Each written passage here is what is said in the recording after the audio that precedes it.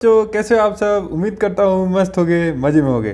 तो बच्चों हम आ गए हैं अपने सेंटर ऑफ मास के नेक्स्ट लेक्चर पे, जहाँ पे हम पढ़ने वाले हैं इम्पल्स, इम्पल्सिव फोर्स और नॉन इम्पल्सिव फोर्स। हम देखेंगे कि ये क्वांटिटीज़ हैं क्या, इम्पल्स क्या है, इम्पल्सिव फोर्स क्या है, नॉन इम्पल्सिव फोर्स क्या है, इम्पल्स कब लगता है, इम्पल्सिव फोर्स कब लगता है, इम्पल्स बोलते किसको हैं। ठीक है, तो एक एक पॉइंट को समझेंगे और इस पे इंपॉर्टेंट न्यूमेरिकल भी करेंगे, जिससे कि आपका कॉन्सेप्ट जो है वो बिल्कुल क्लियर हो जाए। ठीक है, तो अब देखिए इम्पल्स किसको बोलते हैं। इम्पल्स बच्चों बेसिकली एक फेनोमेना है, ध्यान से देखना। Impulse is a phenomena, it is a phenomena, it is a phenomenon in which a very high force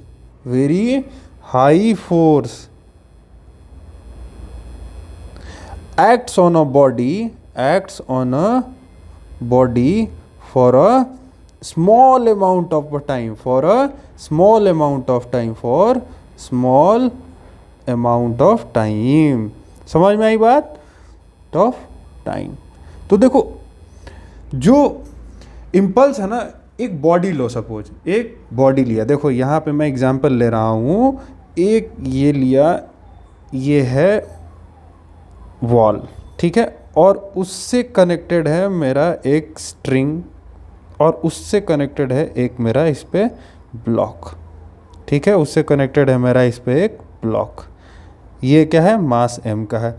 इस पे एक छोटी गेंद जो है बहुत ही हाई वेलोसिटी से आ करके इस पे हिट करती है। इस मास m पे क्या करती है? हिट करती है, ऐसे हिट करती है।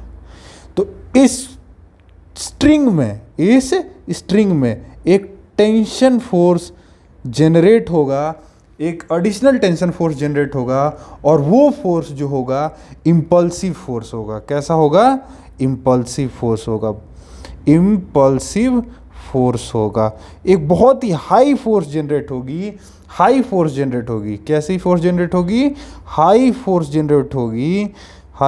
जनरेट होगी। कितने टाइम के लिए? स्मॉल ड्यूरेशन के लिए, for very small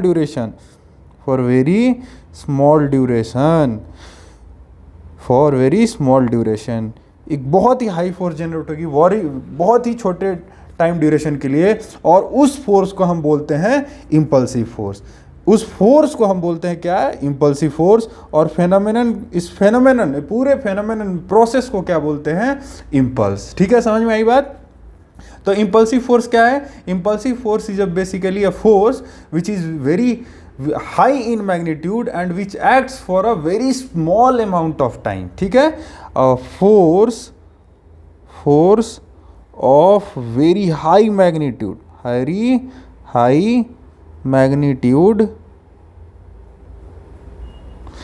which acts for a very small amount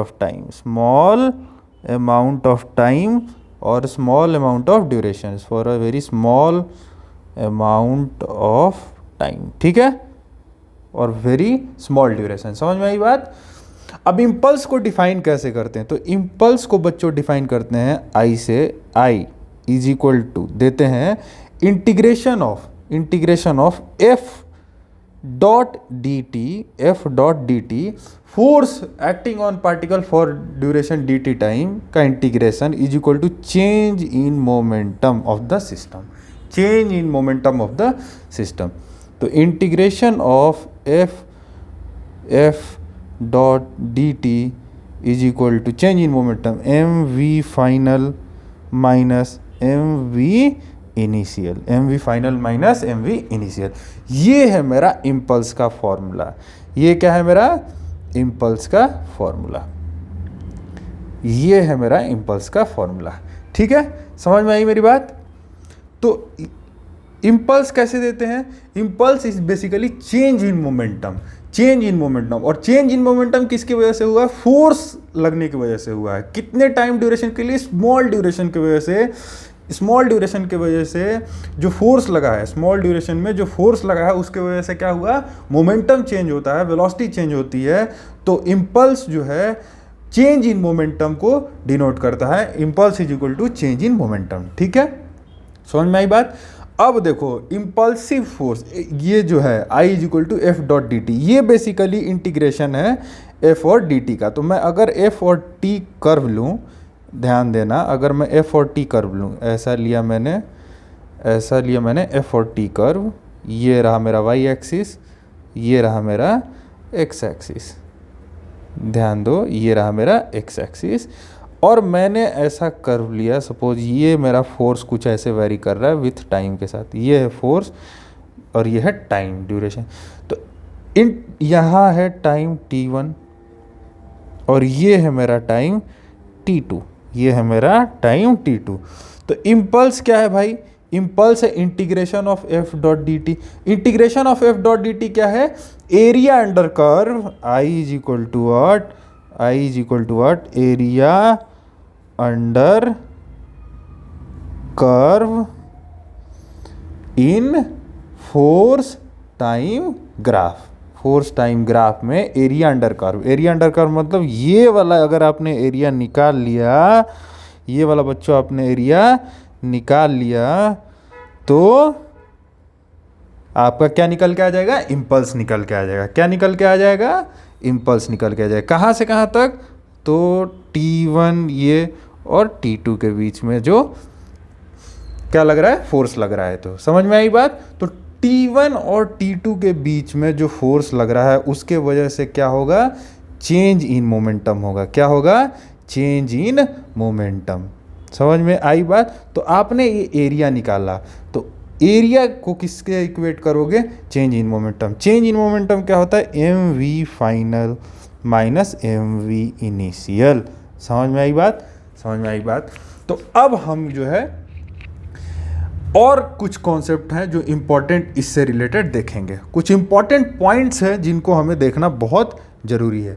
तो पहला पॉइंट है, इन सबको नोट में लिखो और पांडे पावर पॉइंट में लिखो, नोट और ये रहेंगे सारे ट्रिपल पी में, पांडे पावर पॉइंट में सबको इंक्लूड करना है और एक एक पॉइंट जो है इम्पॉर्टेंट है। तो पहला पॉइंट है नॉर्मल फोर्स एक्टिंग ड्यूरिंग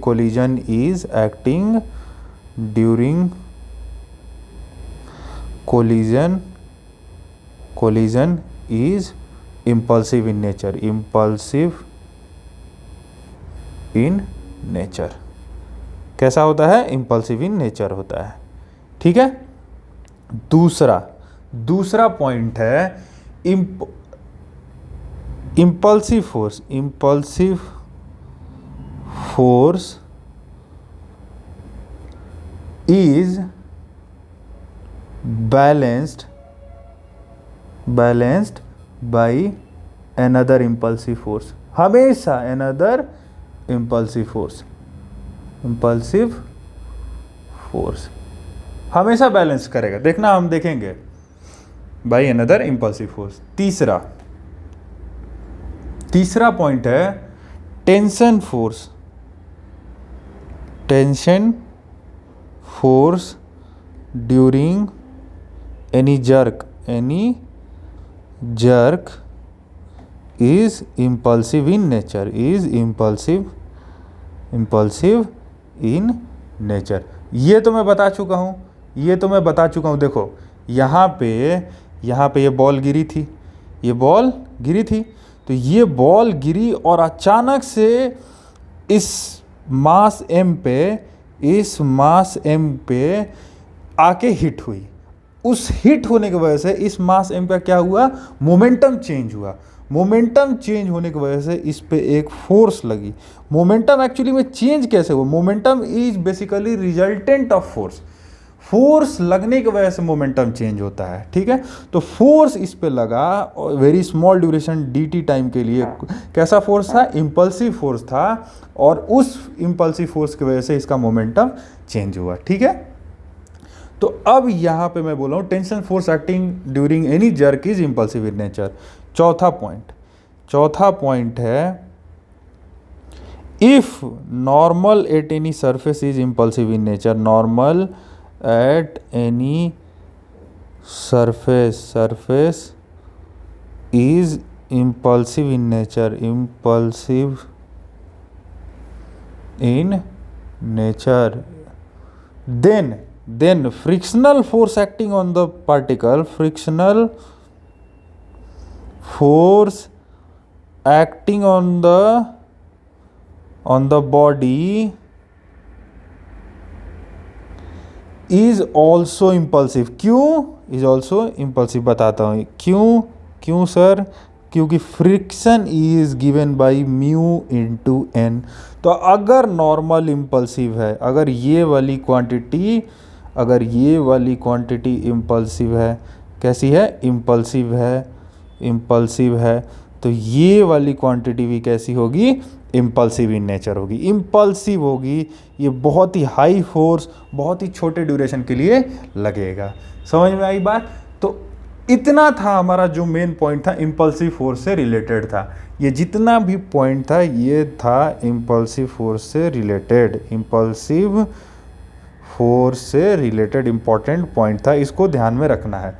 फिर एक और इम्पॉर्टेंट पॉइंट आता है जो कि हम बाद में डिस्कस करेंगे। उससे पहले हम डिस्कस करेंगे नॉन इम्पल्सिव फोर्स।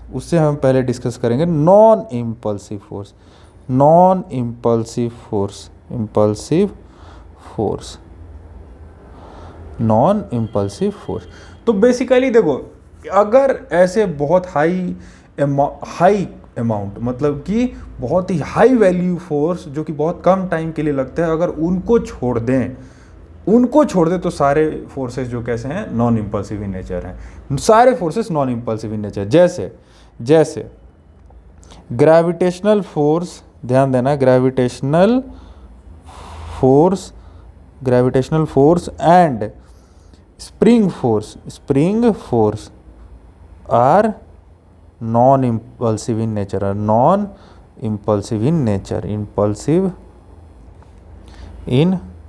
नेचर, ठीक है। ये रहा फर्स्ट पॉइंट। दूसरा पॉइंट है जो कि वेरी वेरी इंपॉर्टेंट है, बहुत इंपॉर्टेंट है। Impulse generated due to non impulsive force कौन से फोर्स होते हैं, जो कि बहुत ही कम अमाउंट, मतलब जिनका वैल्यू बहुत कम है फोर्स का, रिलेटिव टू इम्पल्सिव फोर्स, जो कि 10⁵ न्यूटन में लगते हैं, 10⁷ न्यूटन में लगते हैं, बहुत ही कम टाइम के लिए, 10⁻³ सेकंड के लिए, मिली सेकंड के लिए, ठीक है।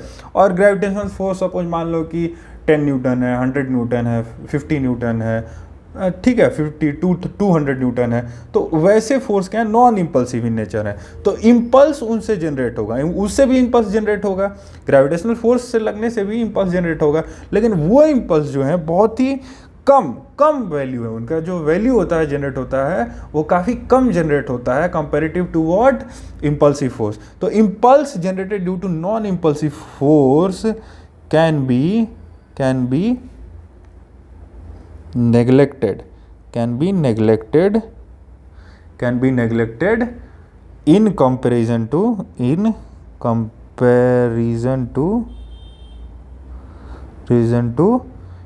impulsive force, impulse due to impulsive force।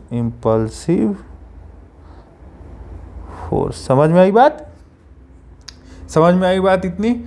तो इन पॉइंट्स को हमको फॉलो करना है, एक एक कॉन्सेप्ट को फॉलो करना है। बेसिकली एक ही फॉर्मूला है, ये फॉर्मूला है काफ़ी इंपॉर्टेंट, और ये उसका ग्राफ है एक इम्पॉर्टेंट, और ये कॉन्सेप्ट समझ में आना चाहिए, ये वाला पिक्चर आपके ध्यान में रहना चाहिए। This picture should remain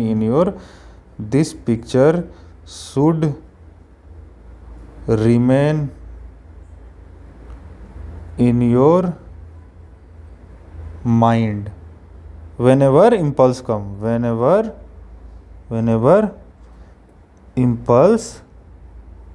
comes, ठीक है।